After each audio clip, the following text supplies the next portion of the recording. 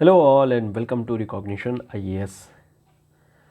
Prelims approach कर रहा है और इस वजह से प्रीलिम्स की प्रिपरेशन भी अब हमें शुरू कर देनी चाहिए। इसी सीरीज़ में हम लोग एक नया सीरीज़ स्टार्ट करेंगे, प्रीलिम्स की सीरीज़। और इस प्रीलिम्स की सीरीज़ में हम लोग यूपीएससी और जो स्टेट पीसीएस के एग्जामिनेशन से रिलेटेड क्वेश्चंस हैं, इसका जो सिलेबस है उसका क्विक रिवीजन करेंगे। उससे रिलेटेड जो भी पास्ट ईयर में क्वेश्चंस आ रखे हैं या फिर जो रेलेवेंट इन्फॉर्मेशन है वो सब भी हम लोग डिस्कस करेंगे। और ये सीरीज़ हमारी इस पूरे प्रीलिम्स में जितने टॉपिक्स से रिलेटेड जो भी डिस्कशन होगा उसको हम लोग कवर करेंगे। This series will be free और यहाँ पर जो मटेरियल्स वगैरह होंगे ये सारे आप टेलीग्राम चैनल से डाउनलोड कर सकेंगे। हम लोग शुरू करने जा रहे हैं साइंस एंड टेक से। साइंस एंड टेक में अगर आप सिलेबस देखेंगे, चाहे वो आप अपने सिविल सर्विसेज का देखिए या फिर स्टेट पीसीएस का देखिए, वहाँ पर सिंपल आपको लिख करके मिलेगा एक simple term, that is general science. इस जनरल साइंस में अगर हम लोग ब्रेक करें तो इसे हम लोग दो पार्ट में डिवाइड कर सकते हैं। एक हम लोग यहाँ पर बोल सकते हैं जो हमारा स्टैटिक साइंस है और दूसरा जो हमारा डायनामिक साइंस है। This is our dynamic science. जो हमारा स्टैटिक साइंस है यहाँ पर हम लोग नॉर्मली तीन पार्ट में डिवाइड करते हैं, एक फिजिक्स, केमिस्ट्री एंड बायोलॉजी। वहीं दूसरी ओर जब हम लोग डायनेमिक साइंस की ओर में देख रहे होते हैं तो नॉर्मली यहाँ पर हम लोग करंट अफेयर्स बोल देते हैं, रफली करंट अफेयर बेस्ड जो भी डिस्कशंस है। तो जो भी डेवलपमेंट हमारी साइंस से रिलेटेड आती है वो यहाँ पर हम लोग इसको देख लेते हैं। हालांकि यहाँ पर भी कई सारे कैटेगराइजेशन है। इनफैक्ट अगर देखेंगे तो फिजिक्स में बहुत बड़ी डिस्कशन है और ये जो बेसिक डिस्कशन है कहीं ना कहीं आगे जाकर के ये करंट अफेयर्स में भी मिल जाती है और इस वजह से ये हमारा जो बेसिक डिस्कशन है ये काफ़ी इंपॉर्टेंट बन जाता है। इनफैक्ट अगर हम लोग देखें सिविल सर्विसेज एग्जामिनेशन में ही अगर देखें तो पिछले कुछ सालों में, 3-4 सालों में अगर आप देखेंगे तो साइंस एंड टेक का जो क्वेश्चन का वेटेज है वो काफ़ी ज़्यादा बढ़ गया है। इनफैक्ट नियरली 13 से 15 क्वेश्चन और इनफैक्ट ये अनुमान है कि आगे जाकर के ये 20 क्वेश्चन तक पूछे जा सकते हैं साइंस एंड टेक पोर्शन से, जो कि डायरेक्टली या इनडायरेक्टली कहीं ना कहीं इस टॉपिक से या फिर इस सब्जेक्ट से रिलेटेड होंगे। तो काफ़ी इंपॉर्टेंट हो जाता है क्योंकि कहीं ना कहीं अगर आप देखेंगे तो नियर अबाउट ये आपका 1/5 पोर्शन यानी 20% कवरेज रख रहा है। वहीं अगर आप स्टेट पीसीएस के बारे में बात करेंगे तो स्टेट पीसीएस में भी अगर आप साइंस एंड टेक का यहाँ पर अगर कंट्रीब्यूशन देखें, इसमें क्वेश्चंस देखें तो ये भी लगातार बढ़ते जा रहे हैं और यहाँ पर भी नियर अबाउट 20 से 22 क्वेश्चन आपके पूछे जाते हैं और उम्मीद भी यही है कि आगे जाकर के भी यही 20-22 क्वेश्चन है यही पूछे जाएंगे, यही कंटिन्यू होंगे। अब ये दोनों ही टॉपिक से आजकल क्वेश्चंस पूछे जा रहे हैं। इनफैक्ट अगर आप देखेंगे पिछले 2 सालों का सिविल सर्विसेज का पेपर स्टैटिक साइंस से कई सारे क्वेश्चन और स्पेशली उसमें भी फिजिक्स से और बायो से ज़्यादा क्वेश्चन पूछे जा रहे हैं और इस वजह से हमें इन दोनों टॉपिक को, इनफैक्ट दोनों का मतलब static portion as well as जो हमारा ये डायनामिक पोर्शन है, इन दोनों को ही हमें बहुत डिटेल में कवर करना चाहिए। हम लोग पहले बात करेंगे स्टैटिक पोर्शन के और फिर उसके बाद से जो डायनामिक पोर्शन है उसको भी हम लोग डिस्कस करेंगे इसी सीरीज में ही। हम लोग शुरू करेंगे फिजिक्स से। फिजिक्स में हालांकि बहुत सारे टॉपिक हैं, इनमें से एक टॉपिक फिलहाल जो आज के सेशन में हम लोग डिस्कस करने जा रहे हैं वो है एनर्जी का पोर्शन। एनर्जी के पोर्शन को अगर हम लोग देखें तो ये एनर्जी का पोर्शन नॉर्मली हमें 3 सेशन में देखने को मिलेगा। 3 सेशन में हम लोग इसके बारे में बात करेंगे। एक सेशन हमारा रहेगा जो न्यूक्लियर से रिलेटेड रहेगा, न्यूक्लियर फिजिक्स। दूसरी जो हमारी सेशन रहेगी वो न्यूक्लियर रिएक्शन से रिलेटेड रहेगी, जहां पर हम लोग न्यूक्लियर फ्यूजन, न्यूक्लियर फिजन के बारे में बात करेंगे। तो ये हमारा हो जाएगा न्यूक्लियर रिएक्शन से रिलेटेड। तीसरा जो हमारा सेशन रहेगा वो हम लोग बात करेंगे वहां पर जितने भी renewable and non renewable energies हैं, रिन्यूएबल एंड नॉन रिन्यूएबल, इन दोनों एनर्जीज के बारे में बात करेंगे। जैसे कोल हो गया, पेट्रोल हो गया, एलएनजी हो गया, इसके बाद से आपका एलपीजी, सीएनजी, नेचुरल गैस, जितने भी तरीके के डिस्कशंस हो सकेंगे वो सब हम लोग करेंगे। फिलहाल हम लोग शुरू करते हैं जरा न्यूक्लियर फिजिक्स के बारे में और यहाँ पर बहुत सारे टॉपिक्स आपके पास आएंगे, जैसे पार्टिकल फिजिक्स क्या होती है, एंटी पार्टिकल क्या होते हैं, म्यूऑन क्या होती है, टाउ क्या होता है, लेप्टॉन क्या होते हैं, क्वार्क क्या होते हैं, ये सब लगातार आपको न्यूज़पेपर में और क्वेश्चंस में देखने को मिलता रहता है। तो फिर चलिए फटाफट जरा डिस्कशन करना शुरू करते हैं और डिटेल में देखते हैं कि आखिर में ये जो न्यूक्लियर फिजिक्स है इसमें क्या क्या गहराइयाँ हैं, क्या क्या टॉपिक्स हैं। कुछ चीज़ें यहाँ पर आपको याद भी करनी पड़ सकती हैं क्योंकि थोड़ी सी ज़्यादा यहाँ पर डिटेल एडवांस फिजिक्स आ जाती है। एक बात यहाँ पर आप लोगों को हमेशा ये समझ लेना चाहिए कि जो हम लोग डिस्कशन कर रहे हैं ये civil services point of view से कर रहे हैं, तो यहाँ पर हमारा जो डिस्कशन का लिमिटेशन भी होगा वो इसी सीएससी या जो हमारा स्टेट पीसीएस का एग्जामिनेशन है केवल वहीं तक सीमित रहेगा। यहाँ पर कोई फिजिक्स का डिटेल डिस्कशन या फिर एडवांस फिजिक्स बिल्कुल नहीं हम लोग बात करेंगे। हम लोग स्ट्रिक्टली एडहेयर करेंगे to the syllabus of our civil services examination. अब शुरू करते हैं हमारा जो डिस्कशन है related with nuclear physics. Nuclear physics में अगर हम लोग डेवलपमेंट को देखें तो शुरुआत में ऐसा कहा जाता था कि हमारे पास में मॉलिक्यूल होते हैं और ये मॉलिक्यूल से छोटा कुछ भी नहीं होता है, यानी कि ये जो मॉलिक्यूल है वही सबसे छोटी यूनिट है। लेकिन इसकी स्टडी फिर और की गई। स्टडी करने पर हमें पता चला कि नहीं, ऐसा नहीं है, जो मॉलिक्यूल है उसको हम ब्रेक कर सकते हैं और ये छोटे छोटे कई सारे एटम से बन के बनी है, यानी परमाणु से मिलकर के बनी होती है। हम ये मानते थे कि एटम नॉन ब्रेकेबल यूनिट है और यही सबसे छोटी यूनिट है। लेकिन फिर से अगेन एक्सपेरिमेंट्स किए गए और हमें ये पता चला कि एक्चुअल में हम एटम को ब्रेक कर सकते हैं और ब्रेक करना छोड़िए, न्यूक्लियस तक को हम ब्रेक कर सकते हैं और यहां से हमारे पास में निकल करके आया सब एटॉमिक पार्टिकल्स, यानी हमारे पास इलेक्ट्रॉन, प्रोटॉन और न्यूट्रॉन निकल करके आए। इलेक्ट्रॉन को खोजा गया था थॉमसन के द्वारा, प्रोटॉन को खोजा गया था गोल्डस्टीन एंड रदरफोर्ड के द्वारा और फाइनली जो न्यूट्रॉन है इसको खोजा गया था चैडविक के द्वारा।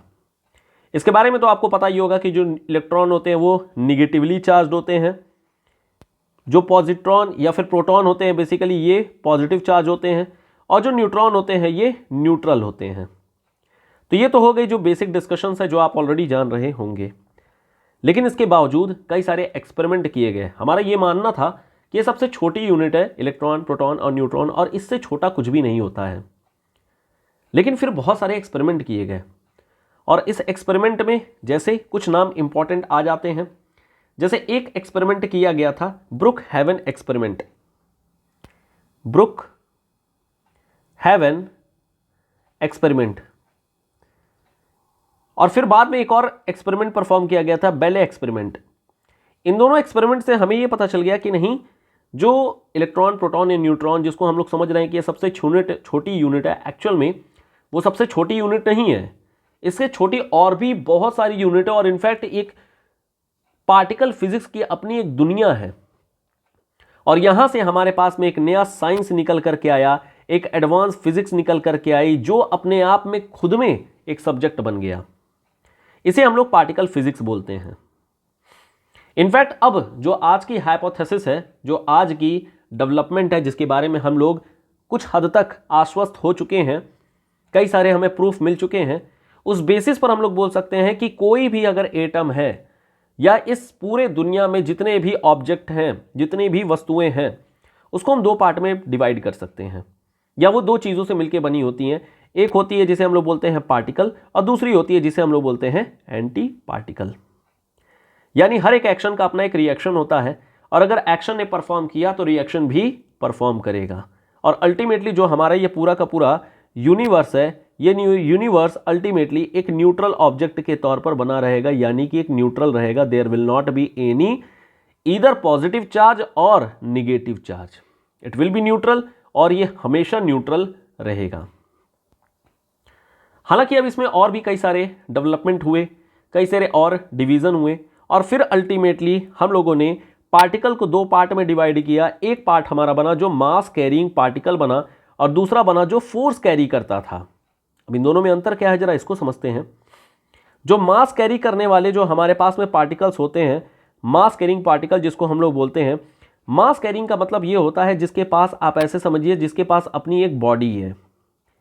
अब अगर अपने पास में एक बॉडी है तो सीधी सी बात है, अगर आप किसी एक कमरे में, मान लेते हैं कि हमारे पास में कमरा है और व्यक्ति है या फिर कुछ आदमी है या कोई भी ऑब्जेक्ट है, जिसके पास अपना मास अपना शेप है, सीधी सी बात है, उसमें अगर आप कमरे में भरते जाएंगे तो एक लिमिटेशन के बाद में बंदा अंदर नहीं जा सकता है। यानी यहां पर लिमिटेशन होगी किस चीज की? स्पेस की। तो यहां पर एक स्पेस की लिमिटेशन होगी और यहां पर ये मास कैरी कर रहा है। वहीं दूसरी ओर अगर हम लोग फोर्स के बारे में बात करें तो यहां पर कोई मास नहीं होता है, यहां पर कोई बंदा नहीं होता है। आप ऐसे समझिए यहां पर बंदा नहीं, यहां पर उसकी आत्मा है, यहां पर भूत है इसका।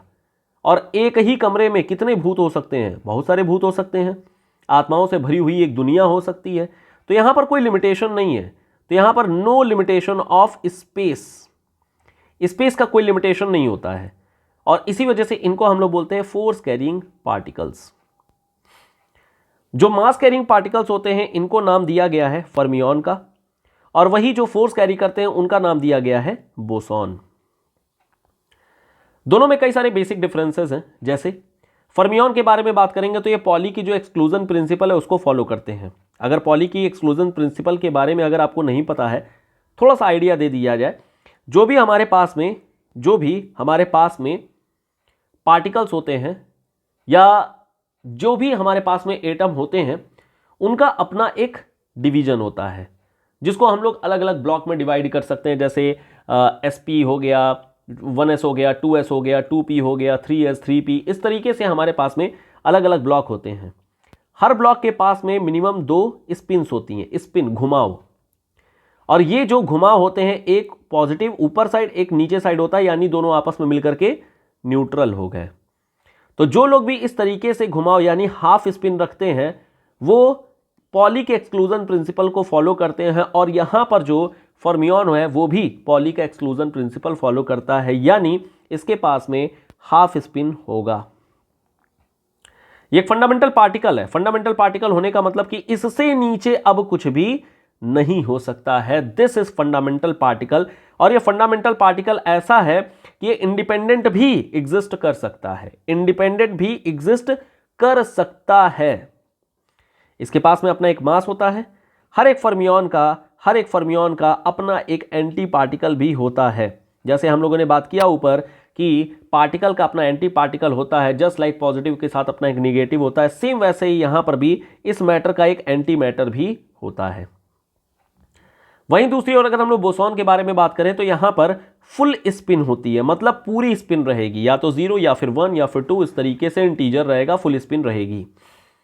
यानी एक बात समझ में आ जाती है कि जो पॉली की एक्सक्लूजन प्रिंसिपल है उसको ये फॉलो नहीं करते हैं। दे डू नॉट फॉलो एक पॉलीज एक्सक्लूजन प्रिंसिपल। तो ये फॉलो क्या करते हैं? ये फॉलो करते हैं बोस के आइंस्टाइन प्रिंसिपल को। कुछ होता है, बस ध्यान रखिएगा, डिटेल में बिल्कुल जाने की जरूरत नहीं है। बोस के आइंस्टाइन के प्रिंसिपल को ये फॉलो करते हैं। इनके पास में कोई ऐसा एंटीमैटर नहीं होता है और ये मेनली फोर्स कैरी करते हैं। दोनों के बीच में क्या बेसिक डिफरेंस है ये बात समझ में आ गई होगी। जो मेन बात ध्यान रखनी है, यहां पर वापस से एक बार रिपीट कर दिया जा रहा है कि जो फर्मियन होते हैं इनका हाफ स्पिन होता है, और वहीं दूसरी ओर जो बोसॉन होते हैं इनका फुल स्पिन होता है। बात क्लियर हो गई? Fermion and boson. अगर हम लोग फर्मियन को और थोड़ा सा स्टडी करें तो इसको और 2 पार्ट में डिवाइड कर सकते हैं। 2 पार्ट में जो डिवाइड करते हैं वो एक तरीके की कैटेगराइजेशन है, क्योंकि ऑलरेडी हम लोग देख रखे हैं कि जो फर्मियन होता है वो खुद अपने आप में एक फंडामेंटल पार्टिकल होता है। ऐसे समझिए जैसे हमारे पास में कई सारे, जैसे मान लेते हैं ABCD ही है, ABCDEF, इस तरीके से हमारे पास में Z तक होते हैं। तो ये तो पूरे के पूरे अल्फाबेट हो गए। अल्फाबेट को हम लोग 2 कैटेगरी में रख सकते हैं। एक हो गया जो आपके वॉवेल होते हैं, ठीक है, वॉवेल होते हैं, और एक होते हैं जो कॉन्सोनेंट होते हैं। तो हम ये तो नहीं बोलते हैं ना कि ये जो हमारे जितने भी वर्ड्स इन द सेंस की जितने भी हमारे पास में यहाँ पर लेटर्स हैं, क्या उसका ये सब एटॉमिक हो गया? नहीं। हमने क्या किया? कैटेगराइजेशन कर दिया। और कैटेगराइजेशन में हमने एक साइड में कुछ लोगों को रखा, दूसरे साइड में कुछ लोगों को रखा। सेम वैसे ही यहां पर भी हम लोग जो फर्मियन है उसका कैटेगराइजेशन कर रहे हैं। कुछ लोगों को एक साइड रख रहे हैं और कुछ दूसरे लोगों को अलग साइड रख रहे हैं। एक साइड जो रखा गया है उसका नाम है लेप्टॉन, और दूसरे साइड में जो रखा गया है उसका नाम है क्वार्क। ऑब्वियसली दोनों के जो प्रॉपर्टीज है उसमें कुछ डिफरेंस मिला होगा, इसी वजह से ऐसा काम किया गया होगा, और इनफैक्ट ऐसा मिलता भी है। जो लेप्टॉन होते हैं यहां पर कोई चार्ज नहीं होता है, इनके पास में कोई कलर नहीं होता है, इनके पास में मास होता है और ये इंडिपेंडेंट रूप से एग्जिस्ट करते हैं। इंडिपेंडेंट रूप से एग्जिस्ट करने का मतलब कि अगर मान लेते हैं कि कोई दो व्यक्ति अगर रहेगा और दोनों आपस में चुपचाप बैठे हैं, मारपीट नहीं कर रहे हैं, इसका मतलब ये हो गया कि दे आर एग्जिस्टिंग इंडिपेंडेंटली, ये दोनों इंडिपेंडेंट रूप से एग्जिस्ट करते हैं। तो इनके बीच में आपस में जो भी इंटरैक्शन होगा, इन दोनों व्यक्तियों के बीच में जो इंटरैक्शन होगा वो बहुत कमजोर होगा। अब जैसे हो सकता है कि कोई एक बंदा अपनी दूसरी विचारधारा को और दूसरा बंदा दूसरी विचारधारा को हो, जब आपस में दोनों में इंटरैक्शन होगा तो मारपीट भी हो जाएगी। लेकिन अभी क्या हुआ है, इंटरैक्शन नहीं हो रहा है, और अगर इंटरैक्शन नहीं होगा तो ये दोनों के दोनों इंडिपेंडेंट रूप से एग्जिस्ट करेंगे। यहां पर नॉर्मली हम लोग जब कैटेगराइजेशन करते हैं तो 6 पार्टिकल को रखते हैं और 6 एंटी पार्टिकल को रखते हैं। जो 6 पार्टिकल है उसमें से इलेक्ट्रॉन, म्यूऑन और टाउ आ जाती है। वही जो इसके एंटी पार्टिकल्स होते हैं वो electron, neutrino, muon, neutrino and tau neutrino होता है। ये जो इलेक्ट्रॉन है ये यही वाला इलेक्ट्रॉन है जो हम लोगों ने ऊपर इलेक्ट्रॉन देखा है, ये यही वाला इलेक्ट्रॉन है। यानी इस इलेक्ट्रॉन में क्या हम लोग बोल सकते हैं कि ये जो इलेक्ट्रॉन एक तरीके से ये एक लेप्टॉन का पार्ट है। क्या हम लोग इसको और ज़्यादा बोल सकते हैं कि ये जो लेप्टॉन है एक्चुअल में ये फर्मियन का पार्ट है। तो जो इलेक्ट्रॉन है वो फर्मियन भी होता है, ये लेप्टॉन भी होता है, और हम लोग बोल सकते हैं कि अपने आप में इलेक्ट्रॉन तो है ही। इसका जो चार्ज होता है वो -1 होता है। सिमिलरली म्यूऑन, इसका भी चार्ज -1 होता है और टाउ का भी चार्ज -1 होता है। इसके अलावा जो एंटी पार्टिकल्स या फिर बोल सकते हैं जो डिफरेंट पार्टिकल्स आ रहे हैं वो है electron neutrino, muon neutrino and tau neutrino. अभी फिलहाल कैटेगराइजेशन समझिए, ये जो न्यूट्रिनो है इनके बारे में अभी हम लोग थोड़ा सा डिस्कशन करते हैं। सो वेट अ मिनट, यहां पर मैं लिख दे रहा हूं न्यूट्रिनो अभी डिस्कस करना बाकी है। तो न्यूट्रिनो क्या चीज है, मैंने गोला मार दिया। चलिए यहां तक बात क्लियर हो गई। हमने फर्मियन को 2 पार्ट में कैटेगराइज किया है, बांटा है, जिसमें कुछ फर्मियन को हमने उठा करके लेप्टॉन में डाल दिया है और कुछ फर्मियन को हमने क्वार्क में डाल दिया है, क्योंकि दोनों की प्रॉपर्टी में डिफरेंस है। अब आखिर में डिफरेंस क्या है? लेप्टॉन में हमने देखा ये चार्जलेस होते हैं, लेकिन जो क्वार्क होते हैं इनके पास में अपना एक चार्ज होता है। लेप्टॉन के पास में कोई कलर नहीं होता है, लेकिन क्वार्क के पास में अपना एक कलर होता है। जो लेप्टॉन्स होते हैं वो इंडिपेंडेंटली एग्जिस्ट करते हैं, मतलब उनके बीच में कोई इंटरैक्शन देखने को हमें नहीं मिलता है, लेकिन क्वार्क में हमें इंटरैक्शन देखने को मिलता है। जो चार्ज होते हैं, चूंकि यहां पर चार्जलेस है, यहां पर चार्जलेस है, इसलिए हमने चार्ज के बारे में बात नहीं किया। लेकिन क्वार्क में चूंकि यहां पर चार्ज है, इस वजह से हमें बात करना पड़ेगा कि जो चार्ज होते हैं वो 2 तरीके के होते हैं। एक होते हैं +2/3, अब क्वार्क बोला जाता है, और -1/3 जिसको हम लोग डाउन क्वार्क बोलते हैं।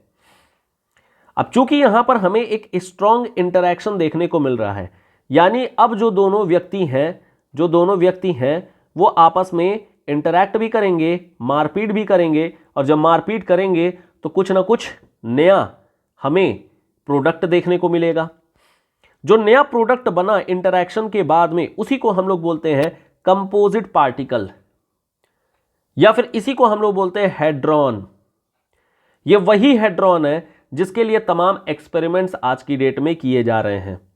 जैसे आप लोगों ने सुना होगा सर्न प्रोजेक्ट के बारे में, या आप लोगों ने सुना होगा लार्ज हेड्रॉन कोलाइडर एक्सपेरिमेंट के बारे में, LHC प्रोजेक्ट के बारे में। इसके अलावा अगर आप चाहें तो हम लोगों ने इंडिया में भी थेनी डिस्ट्रिक्ट में जो बना रखा है इंडियन न्यूट्रिनो ऑब्जर्वेटरी, इसके बारे में भी आपने सुना होगा, या फिर जो अंटार्कटिका में आइस क्यूब न्यूट्रिनो डिटेक्टर बनाया जा रहा है उसके बारे में भी यही वो हेड्रॉन कोलाइडर है। तो ये सब एक्सपेरिमेंट्स किए जा रहे हैं। हालांकि इसके बारे में हम लोग डिटेल में जरा डिस्कशन करेंगे, लेकिन फिलहाल जरा पहले अपने बेसिक चीज़ों को डिस्कस कर लेते हैं।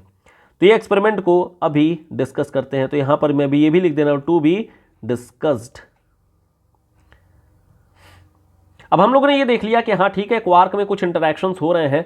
अगर इंटरैक्शन हो रहे हैं तो फिर से हमें नए प्रोडक्ट मिलेंगे, और जो नए प्रोडक्ट मिले उसको हमने फिर से 2 पार्ट में डिवाइड किया। एक का नाम हमने दिया बैरियन, दूसरा का नाम हमने दिया मेसॉन। तो सीधी सी बात है, अगर हम ये हमारा लार्ज हेड्रॉन कोलाइडर का एक्सपेरिमेंट करेंगे तो लार्ज हेड्रॉन कोलाइडर के एक्सपेरिमेंट करने के बाद में हमें कुछ पार्टिकल्स मिलेंगे, और साथ ही साथ में हमें एक फोर्स भी देखने को मिलेगा। पता चलेगा ना कि आखिर में दो फोर्स या दो जो पार्टिकल है आपस में किस तरीके से इंटरैक्ट कर रहे हैं, दोनों के बीच में फोर्स क्या लग रहा है। हमें यह पता चला लार्ज हेड्रॉन कोलाइडर के फर्स्ट एक्सपेरिमेंट से, या जो सर्न प्रोजेक्ट है इसके फर्स्ट फेज से हमें यह पता चला कि एक्चुअल में क्वार्क में, या जो क्वार्क है हमारा, इंटरैक्ट जब करता है तो दो तरीके के पार्टिकल को निकालता है। यह हमें पता चला है इसी LHC से, इसी लार्ज हेड्रॉन कोलाइडर के एक्सपेरिमेंट के बाद हमें पता चला दो तरीके के और पार्टिकल्स होते हैं। एक होता है जिसे हम लोग बेरियन बोलते हैं और दूसरा होता है जिसे हम लोग मेसॉन बोलते हैं। जो बेरियन होता है यहां पर ये तीन को क्वार्क के इंटरैक्शन पर बनता है। इंटरैक्शन किसका? ये वही क्वार्क जो स्ट्रांगली इंटरैक्ट कर रहे हैं एक दूसरे से। जब तीन क्वार्क आपस में इंटरैक्ट करेंगे तो वो बेरियन बना देगा। इसके एग्जाम्पल हमें देखने को मिलते हैं प्रोटॉन और न्यूट्रॉन के फॉर्मेट में। ये वही प्रोटॉन और न्यूट्रॉन है जो कभी किसी जमाने में इंडिपेंडेंट या सबसे छोटा पार्टिकल माना जाता था। ये वही प्रोटॉन और न्यूट्रॉन है। इन दोनों के पास में अब सीधी सी बात है अपना हाफ स्पिन होता है, और हम लोगों ने देखा है हाफ स्पिन किसका होता है? फर्मियन कैटेगरी का होता है। ऊपर हम लोगों ने बात कर रखा है हाफ स्पिन का मतलब फर्मियन होता है। तो हम लोग बोल सकते हैं कि जो हमारे प्रोटॉन एंड न्यूट्रॉन है, ये दोनों के दोनों किसका एग्जाम्पल बन गए? ये बेरियन कैटेगरी के अंडर आते हैं और ये एग्जाम्पल बन गए फर्मियन का। वहीं दूसरी ओर अगर हम लोग मेसॉन के बारे में बात करें तो ये सिर्फ और सिर्फ दो क्वार्क के इंटरैक्शन पर बनता है, और अगर दो क्वार्क के इंटरैक्शन पर बनेगा तो इनके पास में फुल स्पिन आ जाती है। अगर फुल स्पिन आएगी तो ये किसकी कैटेगरी चली गई? फुल स्पिन की कैटेगरी। अभी हम लोगों ने डिस्कस किया कि फुल स्पिन की कैटेगरी ये बन जाती है बोसॉन की कैटेगरी। तो यहां पर क्या हम लोग बोल सकते हैं कि जो मेसॉन है क्या एक तरीके से ये कैटेगरी ऑफ बोसॉन है? यस, दो it is having mass, but ये कैटेगरी जो है वो बोसॉन की है, क्योंकि ये अपनी फुल स्पिन रख रहे हैं। इसकी खोज सबसे पहले जो की थी 1935 में युकावा, एक जापानीज फिजिसिस्ट थे, जापान के फिजिक्स साइंटिस्ट थे, इन्होंने खोजा था युकावा। इंपॉर्टेंट है क्योंकि एक बार ये क्वेश्चन पूछा जा चुका है। ये मैग्नेट के तरीके से बिहेव करता है, और इनफैक्ट इसीलिए कई बार कहा जाता है कि जो मेसॉन है हो सकता है कि ये लाइट की स्पीड से भी तेज चलते हों। ये जस्ट एक हाइपोथेसिस है, अभी हमें पता नहीं है। हमें यह भी नहीं पता है कि मेसॉन जैसे और कितने तरीके के पार्टिकल हो सकते हैं। ये जस्ट हाइपोथेसिस है, और ये जो हाइपोथेसिस है ये सब हमें LHC लार्ज हेड्रॉन कोलाइडर सर्न प्रोजेक्ट के बेसिस पर हमें पता चला था। तो हमने जो अभी तक डिस्कस किया उसमें हम लोगों ने ये देखा कि जो पार्टिकल है उस पार्टिकल को हम लोग दो पार्ट में डिवाइड कर सकते हैं, एक फर्मियन दूसरी बोसॉन। फर्मियन जो मास कैरी करते हैं, जिनके पास में हाफ स्पिन होती है, और बोसॉन जो फुल स्पिन रखते हैं और फोर्स कैरी करते हैं। जो हमारे फर्मियंस होते हैं ये पॉली के एक्सक्लूजन प्रिंसिपल से डिराइव होते हैं, फंडामेंटल पार्टिकल्स होते हैं, और दो कैटेगरी में इसको डिवाइड कर सकते हैं, लेप्टॉन और क्वार्क में। लेप्टॉन जो होते हैं वो चार्जलेस होते हैं, इंटरैक्ट नहीं करते हैं, बहुत वीक इंटरैक्शन होती है, इंडिपेंडेंट होती है। वहीं जो क्वार्क है वो स्ट्रॉन्ग इंटरैक्शन करते हैं, और इसी वजह से इसको दो पार्ट में हम डिवाइड कर लेते हैं, बेरियन और मेसॉन के फॉर्मेट में।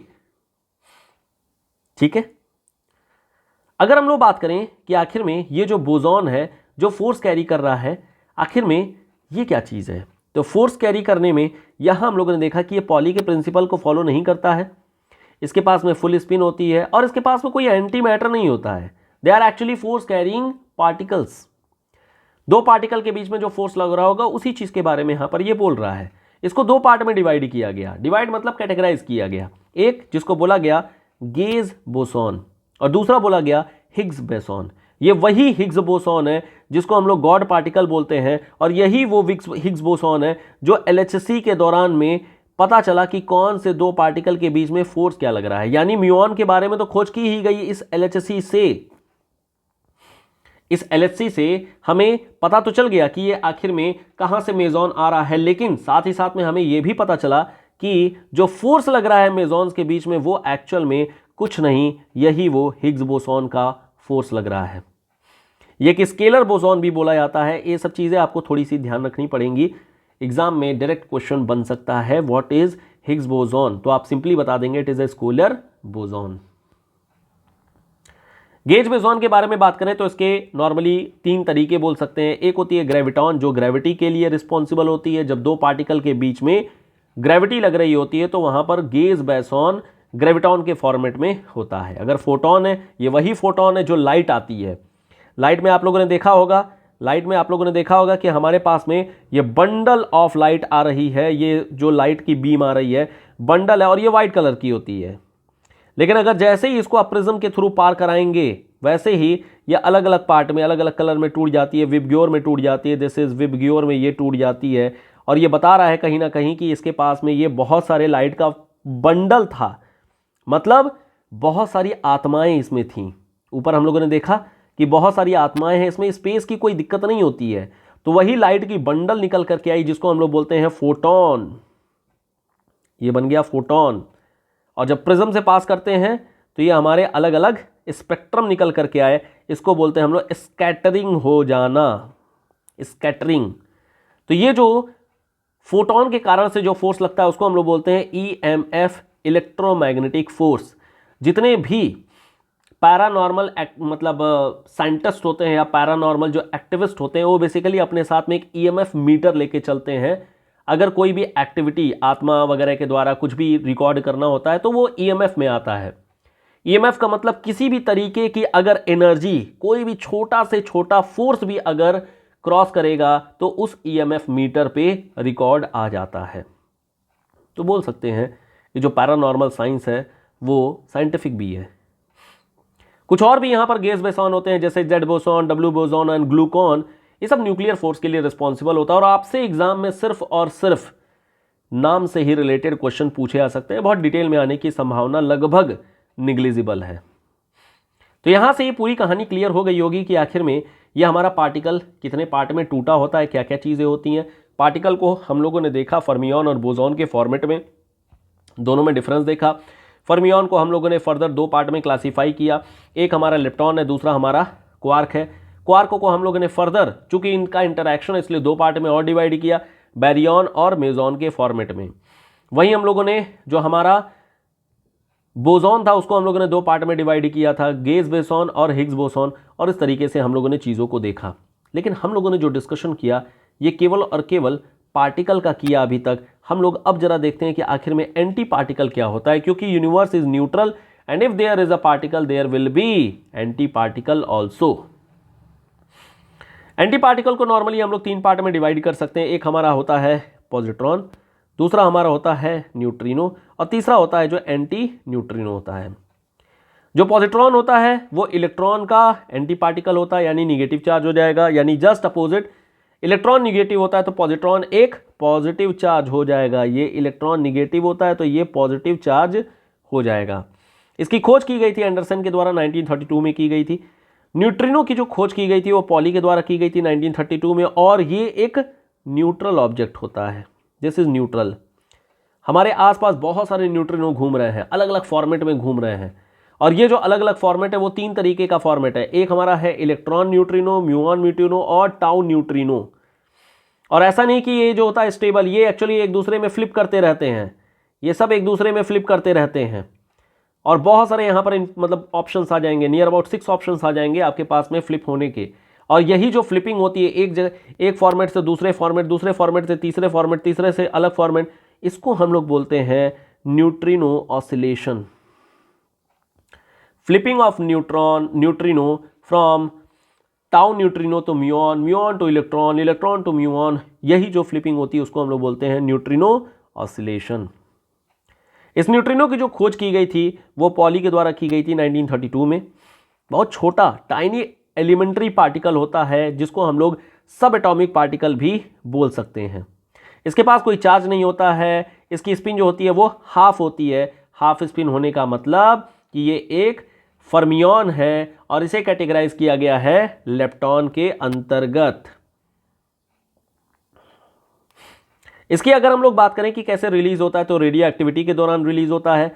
कॉस्मोस एनर्जी, सन के द्वारा जो एनर्जी निकल रही है वहां से होता है, सन से रिलीज होता है, और लैब में भी प्रोड्यूस कर सकते हैं। इन शॉर्ट अगर बात करें तो ऑप्शन में अगर आपसे पूछा जाए कि किस किस तरीके से हम निकाल सकते हैं तो आंसर में आप all of the above mark कर दीजिएगा, आंसर हो जाएगा आपका।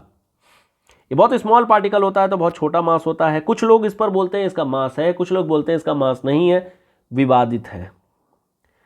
बहुत लिटिल इंटरैक्शन होता है और ये एटम का पार्ट नहीं होता है, उधर उधर घूमते रहते हैं, हमारे मार्केट में मिलते रहते हैं। इसका एंटी पार्टिकल होता है एंटी न्यूट्रिनो, जो कि एंटी पार्टिकल ऑफ न्यूट्रिनो होता है और इसकी खोज की गई थी फर्मी के द्वारा 1934 में। बस इतना आपको ध्यान रखना है, इतना ध्यान रखिएगा, आपसे क्वेश्चंस हो जाएंगे। और मेरे ख्याल से अब जितने भी आपके पास में सब एटॉमिक पार्टिकल आप सुनते होंगे, positron, neutrino, Baryon, meson, hadron, तो आपको अब एक क्लैरिटी आ गई होगी कि आखिर में इसका क्लासिफिकेशन, इसका जो कैटेगराइजेशन है वो है क्या, किस तरीके से है। फिलहाल आज हम लोग थ्योरी पार्ट में इतना ही डिस्कस करेंगे और जो एक्सपेरिमेंट्स वगैरह है ये हम लोग नेक्स्ट क्लास में डिस्कस करेंगे। और नेक्स्ट क्लास में हम लोग न्यूक्लियर के बारे में बात करेंगे, जो हमारा न्यूक्लियर रिएक्शंस है। अब जितना भी हम लोगों ने डिस्कशन किया इससे रिलेटेड जितने भी पास्ट ईयर में जो क्वेश्चंस आए हैं, जरा उनको क्विकली एक बार देख लेते हैं कि आखिर में क्या क्या क्वेश्चंस हैं और किस तरीके के पूछे गए हैं, ताकि एक आइडिया भी लग जाएगा। एक जो क्वेश्चन पूछा गया था वो ये पूछा गया है कि कौन सा इसमें से पेयर करेक्ट नहीं है, नॉट करेक्ट। पहला ऑप्शन दिया गया है डिस्कवरी ऑफ मेसॉन और इसकी खोज की गई है युकावा के द्वारा। दूसरा है पॉजिट्रॉन, जिसकी खोज की गई है एंडरसन एंड हेस के द्वारा। तीसरा है theory of energy production in sun and star, sun में जो एनर्जी प्रोड्यूस हो रही है इसका खोज किया गया है बेथ के द्वारा। और लास्ट दिया गया है synthesis of transuranic element, जिसको खोजा गया है फर्मी के द्वारा। आपको इसमें से पूछा रहा है कौन सा इसमें गलत है। मेसॉन के बारे में हम लोगों ने देखा ही है कि जो मेसॉन होते हैं ये लार्ज हेड्रॉन कोलाइडर के द्वारा निकाले गए थे, और ये जो लार्ज हेड्रॉन कोलाइडर के द्वारा निकाले गए हैं ये क्वार्क का एक्चुअली इंटरैक्शन के बेसिस पर निकल करके आया था और इसकी खोज की गई है, बिल्कुल सही बात है, युकावा के द्वारा की गई है। फुल स्पिन होती है, बोसॉन का पार्ट होता है। तो पहला ऑप्शन तो करेक्ट है, गलत नहीं है, आंसर नहीं हुआ, बस ये स्टेटमेंट करेक्ट है। दूसरा है पॉजिट्रॉन। पॉजिट्रॉन के बारे में हम लोगों ने देखा है कि एंटी पार्टिकल होते हैं और इलेक्ट्रॉन के ये एंटी पार्टिकल होते हैं जो ये पॉजिटिवली चार्ज होते हैं। इनकी खोज जो की गई थी एंडरसन के द्वारा 1932 में की गई थी, यानी स्टेटमेंट ये भी करेक्ट है। तीसरा जो बोला जा रहा है theory of energy production in sun and star, actual में ये बात कर रहा है कॉस्मोस वगैरह के बारे में, और कॉस्मोस के बारे में हम लोगों ने ऑलरेडी डिस्कस कर रखा है कि जो सन से एनर्जी निकल करके आती है, या फिर जो हम लोग बोल सकते हैं कि रेडियो एक्टिविटी या सन के बारे में आती है, न्यूट्रिनो होती है। और बिल्कुल सही स्टेटमेंट ये भी दिया गया है, यहाँ पर कोई दिक्कत यहाँ पर भी नहीं है। लेकिन लास्ट ऑप्शन तो दिया गया फर्मी। फर्मी के बारे में हम लोगों ने देख रखा है कि जो फर्मी है इन्होंने बेसिकली एंटी न्यूट्रिनो के बारे में बताया था, एंटी न्यूट्रिनो की डिस्कवरी की गई थी, ट्रांस यूरेनिक एलिमेंट के बारे में नहीं बताया गया है। तो आंसर यही गलत है और यही हमारा आंसर बन जाएगा, क्योंकि क्वेश्चन में पूछा गया था कि इसमें से गलत कौन सा है। क्लियर? अगला जो क्वेश्चन है वो बेसिकली आपको इन्फॉर्म करने के लिए दिया गया है, क्योंकि ऐसे क्वेश्चंस आएंगे तो उम्मीद है कि रिपीट ही होने चाहिए। इसके पीछे कुछ साइंस या कोई लॉजिक नहीं है, ये जस्ट एक स्टेटमेंट के तौर पर है। क्वेश्चन है असर्शन के फॉर्मेट में कि जो रदरफोर्ड थे इन्होंने रॉयल सोसाइटी में बोला था कि a man will never be able to get nuclear energy, लेकिन मिल गया हमें। रीजन में इन्होंने बोला कि जो रदरफोर्ड थे वो कॉन्फिडेंट थे कि जो लॉ ऑफ आइंस्टाइन है ये एक्चुअल में आगे जाकर के फेल हो जाएगा और volume will not be converted to energy, volume जो होगी वो कन्वर्ट नहीं की जा सकेगी एनर्जी में। एक्चुअल में ये दोनों स्टेटमेंट करेक्ट है और ये बात रदरफोर्ड ने बोली भी थी, तो आंसर तो फिलहाल ए हो जाएगा। लेकिन ये जो पूरी कहानी है वो जस्ट एक स्टेटमेंट के तौर पर है और एक नॉलेज है, एक जानकारी है, एक फैक्ट है। तो अब आपको भी पता चल गया, कल को क्वेश्चन आएगा तो आप भी कर ले जाएंगे। नेक्स्ट जो क्वेश्चन है उसके पीछे भी एक बड़ी कहानी है। क्वेश्चन ये है कि which one of the following claimed to have been discovered can put Albert Einstein's theory of relativity to the risk of being proved wrong. इनमें से कौन सा डिस्कशन, कौन सी थ्योरी, किसको लेके थ्योरी ऐसी बनाई गई थी जिससे हमें यह पता चला कि जो अल्बर्ट आइंस्टाइन की थ्योरी ऑफ रिलेटिविटी है वो आगे जाकर के गलत हो सकती है। कहानी सुनते हैं जरा सा। माइक्रोवेव फोटोन के बारे में जब बात किया गया था, और हम लोगों ने अभी इनफैक्ट ऊपर डिस्कशन भी किया था, ये एक बोसॉन कैटेगरी में आती है। अगर आपको ऊपर देखना हो, ये बोसॉन कैटेगरी में आती है। बोसॉन में अगर हम लोग देखेंगे तो ये हो गया फोटोन, और इस फोटोन के बारे में ऐसा कहा जाता है कि ये लाइट की जो स्पीड है उस लाइट की स्पीड से भी तेज चल सकती है, ऐसा अनुमान है कुछ साइंटिस्ट का। और अगर लाइट की स्पीड से चीजें बाहर निकल गई तो जो अल्बर्ट आइंस्टाइन की पूरी थ्योरी ऑफ रिलेटिविटी है वो तो गलत हो जाएगी, क्योंकि हम लाइट की स्पीड को ही सबसे ज़्यादा मानते हैं। यही हम लोग मानते हैं कि दिस इज फास्टेस्ट वेव। तो ये जो पूरी डिस्कशन थी वो एक्चुअल में माइक्रोवेव फोटोन को लेकर के थी, या फिर सिंपल बोला जाए फोटोन को लेकर के थी। तो ये ध्यान रखिएगा।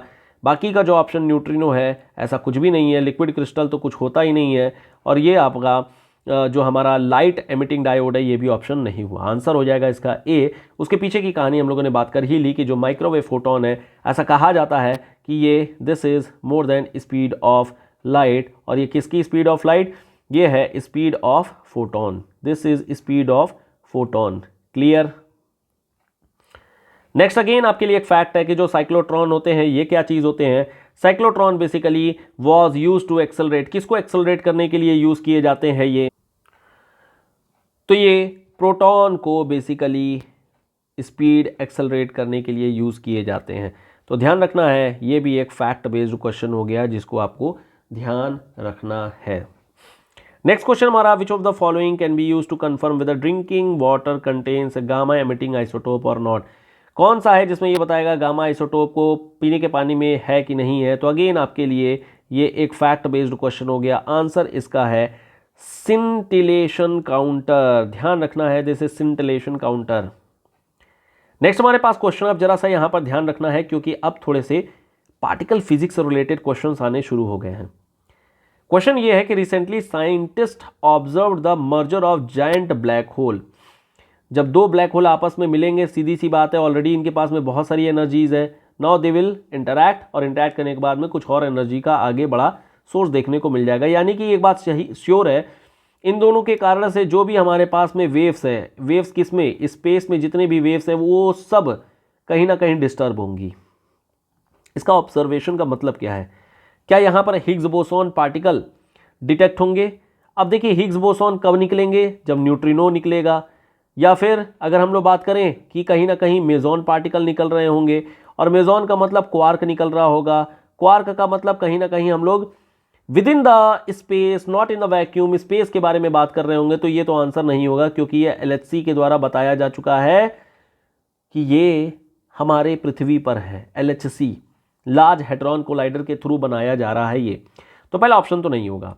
दूसरा है ग्रेविटेशनल वेव्स। यस बिल्कुल, वेव्स तो डिटेक्ट होंगी, ये हम लोगों ने ऑलरेडी यहां पर देख लिया कि ultimately there will be waves and that will be distorted because of this interaction of two black holes. Answer B तो हो जाएगा, लेकिन आगे भी पढ़ लेते हैं क्या चीज है। Possibility of intergalactic space travel through wormhole was confirm. ऐसा कुछ नहीं है, ये सब फालतू के स्टेटमेंट बना रखे गए हैं। और लास्ट है सिंगुलैरिटी को, ये भी ऑप्शन नहीं होगा। Singularity is something different.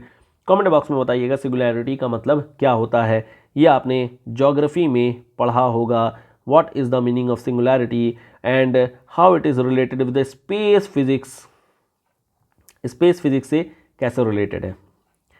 अगला जो क्वेश्चन इसी तरीके से पूछा गया है, the effort to detect existence of Higgs boson particle have become frequent in news. यानी ये जो हिग्स बोसॉन वगैरह पार्टिकल है इन सब के बारे में हमें बड़ा जानकारी मिल रहा है अगर हम रिसेंट में न्यूज वगैरह देखें तो। इसका इंपॉर्टेंस क्या है? अगर हम हिग्स बोसॉन को मतलब देख लिए हैं, डिटेक्ट कर लिए हैं, तो इससे फायदा क्या है? अब ये फायदा से पहले हमें ये एक बार आइडिया होना चाहिए, जब हम लार्ज हेड्रॉन कोलाइडर को चला रहे थे सर्न प्रोजेक्ट के अंदर में, तो हमें न्यूट्रिनो के इंटरैक्शन को हम लोगों ने देखा, न्यूट्रिनो को हमने इंटरैक्ट कराया। न्यूट्रिनो को इंटरैक्ट कराने के बाद में, यानी जो क्वार्क वगैरह है वो इंटरैक्ट होने के बाद में हमें यहां से मेजॉन पार्टिकल मिला, और ये जो मेजॉन पार्टिकल हैं ये दो क्वार्क के थ्रू निकल करके बन करके आए थे, और अल्टीमेटली जो फोर्स यहां पर हमें देखने को मिला वो फोर्स निकल करके आया हमारा हिग्स बोसॉन। चूंकि इसके बारे में हमें कुछ पता नहीं था और हमें ये नहीं पता था कि आखिर में कहां से आया, क्या हुआ, तो हम लोग बोल दिए इसको God particle. This is God particle, god damn particle, God particle. तो ये वही हिग्स बोसॉन है। तो LHC में हमें ये पता चल गया, न्यूट्रिनो के ऑब्जर्वेटरी से ये पता चल गया, मेजॉन और जो फोर्स है हिग्स बोसॉन ये दोनों लग रहा है। और इनफैक्ट इस इंटरैक्शन के बाद कोई ना कोई फील्ड तो डिस्टर्ब हुई होगी, जिस तरीके से ग्रेविटेशनल फील्ड हम लोगों ने देखा। यहां जो फील्ड होती है उसको हम लोग बोलते हैं Higgs field. This is Higgs field. बस इतना ध्यान रखिए, डिटेल जाने की बिल्कुल जरूरत नहीं है। तो आखिर में इस स्टडी का इंपॉर्टेंस क्या है, क्या फायदा हुआ? पहला स्टेटमेंट है it will enable us to understand as to why elementary particle have mass. बिल्कुल सही बात है, हमें ये पता चलेगा ना मेजॉन में क्यों मास है, या फिर अगर मास नहीं है तो क्यों नहीं है। तो कहीं ना कहीं this is good thing and this will help us to understand why elementary particles have masses. Second statement, it will enable us in the near future to develop the technology of transferring matter from one point to another without traversing the physical space between them. तीसरा जो है it will enable us to create better fuel for nuclear fission. अब nuclear fission हालांकि हम लोग आगे बात करेंगे। न्यूक्लियर फिजन में क्या होता है, दो तरीके की रिएक्शन होती है न्यूक्लियर की, नेक्स्ट क्लास में हालांकि बात करेंगे। दो तरीके की होती है, एक होती है जिसे हम लोग बोलते हैं फ्यूजन रिएक्शन और दूसरी होती है जिसको हम लोग बोलते हैं फिजियन रिएक्शन।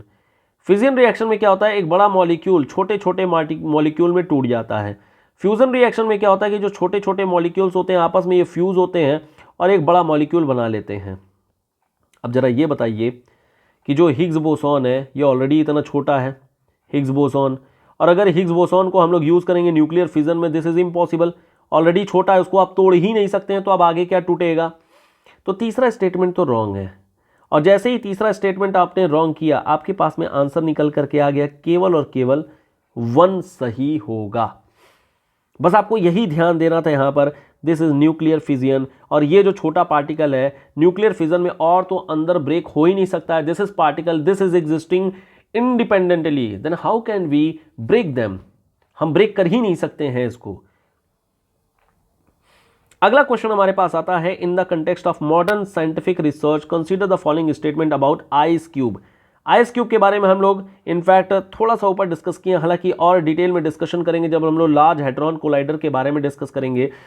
हमारा एक प्रोजेक्ट है जिसको बोलते हैं हम लोग सर्न प्रोजेक्ट। दिस इज सर्न प्रोजेक्ट।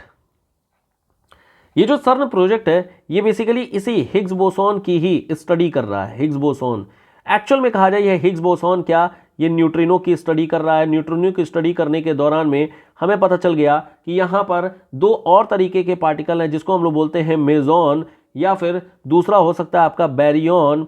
और यहाँ से हमें पता चला कि हिग्स बोसॉन एक फील्ड होती है जिसके मतलब न्यूट्रिनो के इंटरैक्शन पर दिस विल बी क्रिएटेड, ये क्रिएट हो जाएगी। इस प्रोजेक्ट को और डिटेल किया गया। डिटेल करने के बाद में हमने नया प्रोजेक्ट बनाया जिसको हम लोग बोलते हैं एलडीसी प्रोजेक्ट, या इसी का नाम है large hadron collider. This is large hadron collider. 27 kilometre का लंबा एक फील्ड बनाया गया। ये जो बनाया गया है वो स्विस फ्रांस के बॉर्डर पे बनाया गया है। स्विस फ्रांस के बॉर्डर पर बनाया गया है, एक पूरा गोल टाइप का है। अब यहां पर अगर आपसे बात किया जाए कि टेक्निक क्या इस्तेमाल की जाती है, तो यहां पर जो टेक्निक इस्तेमाल की जाती है वो है कैलोरीमीटर। कैलोरीमीटर। हालांकि इसके और भी कई सारे एक्सपेरिमेंट्स हुए थे, जैसे एक एक्सपेरिमेंट का नाम याद रखिएगा, ब्रुक हेवन। दूसरा एक्सपेरिमेंट है बेले एक्सपेरिमेंट, सिर्फ नाम ध्यान रखना है। इन एक्सपेरिमेंट से हमें यह पता चल गया था कि हर एक पार्टिकल का अपना एक एंटी पार्टिकल भी होता है, बस यही ध्यान रखना है। थोड़ी सी कहानी के बारे में अगर आपको पता करना हो तो ऐसे समझिए, किसी एटम को आपने ब्रेक किया तो उससे कुछ इलेक्ट्रॉन निकल गए। अगर इलेक्ट्रॉन निकल गए तो सीधी सी बात है कि जो हमारे पास में यूनिवर्स बचा वो चार्ज हो जाएगा। अगर आपने 0 0 कर रखा है, मान लेते हैं +5 एक तरफ है, एक तरफ -5 है, -5 में से कुछ निकल गए, -3 बचा, तो अब +2 हो गया यूनिवर्स हमारा। अगर +2 यूनिवर्स हो गया यानी यूनिवर्स हमारा चार्ज हो गया, और चार्ज हमें नहीं रख सकते हैं क्योंकि there will be action then there will be reaction.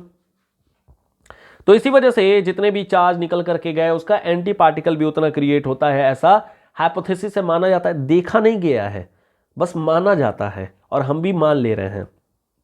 और यही सब ब्रुक हेवन के जो एक्सपेरिमेंट किया गया था वहां पर बताया गया था। पहले एक्सपेरिमेंट में अगेन इस चीज को और एम्फसाइज किया होगा। इनफैक्ट म्यूऑन एक्सपेरिमेंट किया जा रहा है, म्यूऑन -2 एक एक्सपेरिमेंट किया जा रहा है। जानने की जरूरत नहीं है, बस ये जानिएगा म्यूऑन की एक वैल्यू होती है, उसको कैलकुलेट करने की कोशिश की जा रही है, और ये सब एलडीसी प्रोजेक्ट के ही अंतर्गत में किया जा रहा है। इस एलडीसी प्रोजेक्ट में अब क्या है कि बहुत सारे प्लेयर्स इन्वॉल्व हो गए हैं, और बहुत सारे प्लेयर्स इन्वॉल्व होने का मतलब ये हो गया कि अब यहां पर बहुत सारे कैटेगरी ऑफ एक्सपेरिमेंट्स देखने को हमें मिल रहा है। इस कैटेगरी ऑफ जो एक्सपेरिमेंट्स है उसमें एक हमारा इंडिया का भी है, जिसको हम लोग बोलते हैं इंडियन न्यूट्रिनो ऑब्जर्वेटरी एक्सपेरिमेंट। अगर आपको पता हो, ये थेनी डिस्ट्रिक्ट में है, तमिलनाडु, थेनी डिस्ट्रिक्ट तमिलनाडु में है। अंडरग्राउंड बनाया गया ऑब्वियसली, और अभी इंडिया का एक अच्छा पार्टिसिपेशन देखने को मिल रहा है सिंस 2012। इसी का एक दूसरा पार्ट भी है जो कि रशिया के पार्ट में है, और यहां पर नाम है Baikal deep underwater neutrino telescope.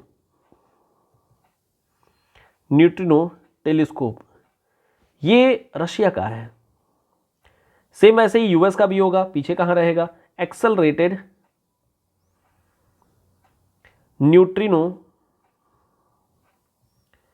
Neutron interaction experiment.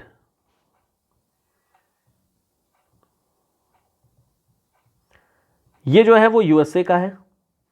और लास्ट इसी तरीके से अगर हम लोग बात करें तो आइस क्यूब एक प्रोजेक्ट है। This is ice cube project, neutrino detector. ये जो लगाया गया है ये अंटार्कटिका में लगाया गया है। This is Antarctica. ये सब के सब न्यूट्रिनो को ही ऑब्जर्व करने के लिए अलग अलग एरियाज में लगाए जा रहे हैं, स्टडी कर रहे हैं बेसिकली, और वहां से हमें पता चलेगा कि और क्या चीजें इसमें देखने को हमें मिल सकती हैं। तो क्वेश्चन पे वापस आए तो आइस क्यूब क्या है, तो आइस क्यूब से पता चल गया कि यही वाला जो हमारा अंटार्कटिका वाला न्यूट्रिनो ऑब्जर्वेटरी है वही चीज़ है। सो यहाँ पर यही चीज़ बोली जा रही है कि साइंटिफिक एक रिसर्च की जा रही है आइस क्यूब पार्टिकल के नाम पे, जहाँ पर साउथ पोल पे लोकेट किया गया है, which was recently in news. ठीक है, सवाल क्या है, सवाल ये है कि it is the world's largest neutrino detector in compassing cubic kilometre of ice. अच्छा, it is a powerful telescope to search for dark matter. और तीसरा है it is buried deep in the ice. अब यहां पर आंसर क्या है? Normally देखिए, जब भी आंसर समझ में ना आए तो पहला तो बोला गया है world's largest neutrino detector cubic kilometre of ice. ठीक है, अंटार्कटिका में हो रहा है, बात समझ में आ रही है कि हो सकता है। नेक्स्ट जो बोला जा रहा है पावरफुल टेलीस्कोप है, बिल्कुल हो सकता है, और डार्क मैटर को ही इनफैक्ट ये सब स्टडी कर रहा है। तो इस तरीके के आंसर में नॉर्मली जब आपको समझ ना आए तो लगा लिया करिए कि ये ऑप्शन सारे ही करेक्ट होंगे, एक अंडरस्टैंडिंग बेसिस है। नेक्स्ट हमारे पास जो क्वेश्चन आता है वो ब्रुक हेवन नेशनल लेबोरेटरी के बारे में है। ये ब्रुक हेवन के बारे में इनफैक्ट हम लोगों ने ऊपर ही डिस्कस किया है कि हमारा जो ये बेसिकली स्टडी होता है, कहाँ हमने किया है, ऊपर हम लोगों ने किया है, जो हमारी ये स्टडी होती है। तो हम लोगों ने यहाँ पर जो डिस्कशन किया था ये हमारे पास में ब्रुक हेवन की एक स्टडी और एक बेले एक्सपेरिमेंट के बेसिस पर किया गया था। यहीं पर बोला जा रहा है कि जो ब्रुक हेवन नेशनल एक्सपेरिमेंट है जिससे हमें एंटी मैटर के बारे में पता चलता है, यही देखिए पार्टिकल एंटी पार्टिकल के बारे में बात किया था, वही है particle matter anti matter. So what is the implication of creation of anti matter. Basically जो क्वेश्चन पूछा जा रहा है वो इस एंटी मैटर की प्रॉपर्टी के बारे में पूछा जा रहा है। क्या है ये anti matter? It will make mineral prospecting and oil exploration easier and cheaper. आसान कर देगा ऐसा बोला जा रहा है। दूसरा है it will help prove the possibility of existence of star and Galaxy made up of anti matter. और तीसरा है it will help understand the evolution of the universe. अब जरा ये बताइए, बातें चल रही हैं पार्टिकल एंटी मैटर की, बातें चल रही हैं कि मिजॉन होगा, क्वार्क होगा, फर्मियन होगा, क्या होगा, यहां पर ऑयल एक्सप्लोरेशन कहां से आ गया? ऑयल एक्सप्लोरेशन से क्या कोई मतलब है? क्या यहां पर मिनरल से रिलेटेड कोई मतलब है? नहीं। तो 1 को काट दीजिए। तो जैसे ही हमने 1 को काटा हमारे पास में 2 ऑप्शन आया, 2 और 3 या फिर 3 ओनली। अब जरा 2 को पढ़िए। क्या हमें ये नहीं पता है कि स्टार के या गैलेक्सी पर कितना मास है? क्या हमें पता है? नहीं। तो क्या हम लोग यहां पर बोलते हैं कुछ एंटी मैटर भी है? बिल्कुल। क्या यहां पर कुछ डार्क एनर्जी है? बिल्कुल। तो अगर डार्क एनर्जी है तो इसी को तो रीड करना चाह रहे हैं हम, और इसी को रीड करने के साथ साथ क्या हम यूनिवर्स को स्टडी करना चाह रहे हैं, इसके मास को कैलकुलेट करना चाह रहे हैं? सो आंसर हो जाएगा इसका बी 2 और 3। इनके बारे में डिटेल समझ में आ गई होगी। और जितने भी डिस्कशन हम लोगों ने किए हैं related with the nuclear physics, particle physics भी जिसे हम लोग कहते हैं, वो हम लोगों ने डिस्कशन किया। फिर से बोलूँगा यहाँ पर, ये जो हम लोगों ने डिस्कशन किया this is completely and completely for civil services examination and state PCS examination. इससे बाहर एडवांस फिजिक्स आप अगर पढ़ना चाहते हैं तो उसके लिए आप अलग से बात करिए। ये वीडियो एडवांस फिजिक्स से रिलेटेड बिल्कुल नहीं है। हम लोग यहाँ पर केवल और केवल सिलेबस को डिस्कस किए हैं। नेक्स्ट क्लास में जो हम लोग बातें करेंगे वो न्यूक्लियर रिएक्शन से रिलेटेड बातें करेंगे। We will again involve the questions, और जितना भी बात हम लोग डिस्कस कर रहे हैं इससे बियॉन्ड आई डोंट थिंक कि कोई क्वेश्चन आएगा साइंस एंड टेक में। एंड आफ्टर दिस डिस्कशन हम जितने भी क्वेश्चंस साइंस एंड टेक के आ रहे होंगे या एग्जामिनेशन में आएंगे, अपकमिंग एग्जामिनेशन में आएंगे, तो पॉसिबिलिटी है, एक उम्मीद है कि आप उन सारे क्वेश्चंस को कर भी पाएंगे और सही कर पाएंगे। फिलहाल यहाँ पर स्टॉप करेंगे। जो डाउट रहेगा आप लोग पूछ लीजिएगा। टेलीग्राम चैनल को ज्वाइन करके इस मटेरियल को, इस पीडीएफ को डाउनलोड कर सकते हैं। मिलेंगे नेक्स्ट वीडियो में न्यूक्लियर रिएक्शन के साथ। Till then goodbye, thank you so much, bye bye.